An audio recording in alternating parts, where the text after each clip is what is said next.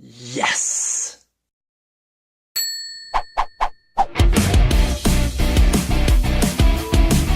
Hi again, I'm Ryan, your host of The Toast, and we're going to be talking about the newly released Comic-Con trailer for Doctor Strange.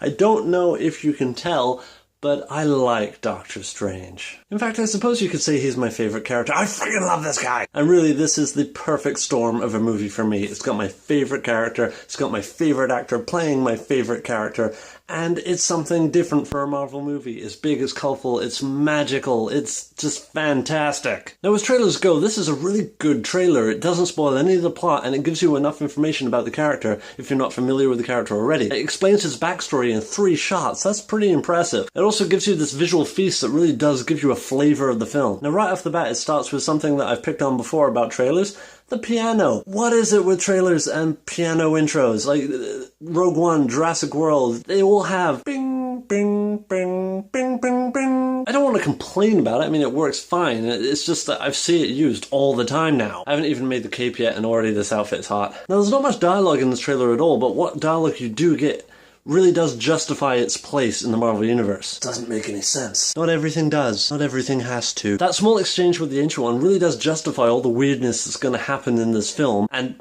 frankly, Marvel movies in general. Then we hit this new Marvel Studios logo with this kaleidoscope effect. And I love the kaleidoscope. I think it conveys the idea of dimensional thinking perfectly. And right in the trailer, they include the fact that he had to work for his title. This is a character that did not get superpowers from cosmic rays or a radioactive spider. No, took years of study and practice. The parallel with his doctorate fits perfectly, and I love the fact that they put it right out there in the trailer for you to see that this is a character that put the work in. They show him doing martial arts in this movie, and as a martial artist myself, I really do appreciate the fact that they're associating that with the hard work and dedication, because that's exactly what it is. Now, the costume design in this movie is spot on. I mean, I love the fact that they're not going over armored with everything like they do in a lot of Marvel movies.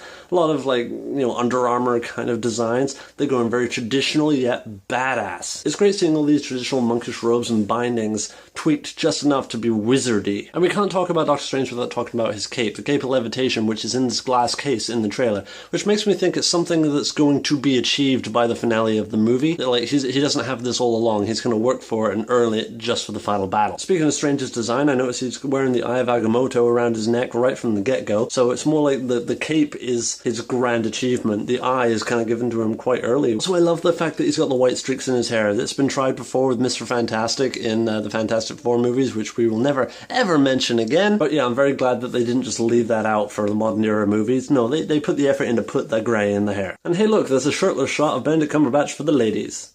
Or the men, I don't judge. They cut his shower scene from Star Trek Into Darkness, so why not throw it in here? Now, when we finally get Mads Mikkelsen in this trailer, or Lord Pink Eye, or Black Eye as I'm gonna call him, his dialogue is pretty generic villain dialogue, which makes me think this is gonna be a forgettable villain in the end. Instead, I think the relationship between Strange and Mordo is what's really going to be focused on. But I do love the way Mikkelsen is kind of turning the world to prevent Strange from getting into that portal. He just goes like sliding down the sidewalk. I mean, obviously the dude's going to be pretty damn powerful. I'm guessing he's going to be possessed by Dormammu or some big evil force. But really, I'm not into theorizing so much. I just want to let the movie play out. We get to see some hand-to-hand fighting in the midst of all the chaos in the city. Just goes to show Strange is not a one-trick pony. He doesn't have to rely on magic. There are fisticuffs. It's right about there in the trailer that the music really does kick in for me, and it's got this weird organic Tron-like theme before leading up to the sharp epic score at the end. Now, as I've mentioned before, I do hate the Inception comparison. Just because one movie really did showcase the flipping of a city doesn't mean it's a unique idea. I've seen the same kind of thing done in The Matrix and in Dark City. Doctor Strange is just expanding this idea to new heights, and I'm really excited to see what they do with it. I mean, we just had one fold of a city in Inception. In this movie, we're going to have a whole fight scene with buildings all every which way. World's going to be all topsy-turvy. Can you imagine what it's going to be like in 3D? Now, of course, later on in the trailer, they do show him putting the cape on, and it is fantastic. I'm so happy to see some life in this cape, the way it just flows around him and fits onto him. And it is the cloak of levitation, so it makes me wonder if he is actually going to be able to fly later on in this movie, or if they're going to save it for later on in the MCU. They might not do it at all. I mean, you've got enough kind of flying people, and flying is hard to do in a movie. Even Superman still looks stupid when he flies. I think they're just going to stick with the whole teleportation thing, especially because he can do that for other people as well. Now, the Wi-Fi joke is classic Marvel humor, and I'm glad they threw it into this trailer because this movie has a much darker tone, and it definitely serves to reassure the audience that there is fun to be had here. And it really drives home the fact that this is not something like Batman Begins, where the character goes off into the secluded mountains to learn to be an assassin.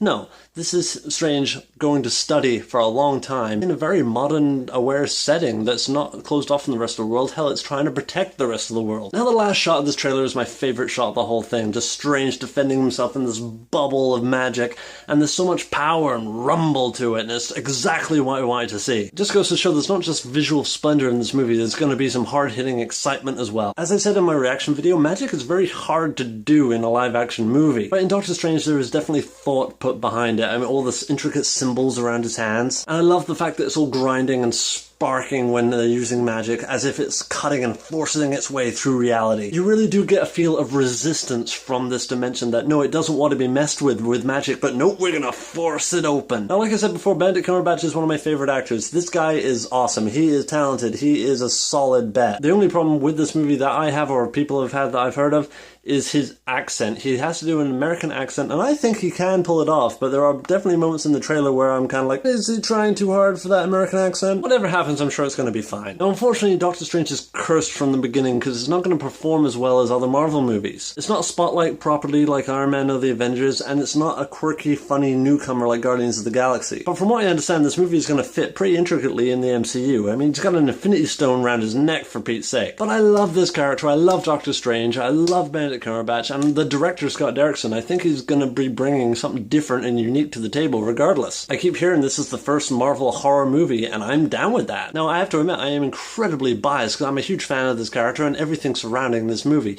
So, of course, I'm going to be excited for when the Sorcerer Supreme hits the big screen, and I'm going to be there opening night in full costume to prove it. Anyway, if you want to see more from me, click away, and I will catch you next time. Cheers! I'm hoping to have this thing finished for New York Comic Con, by the way.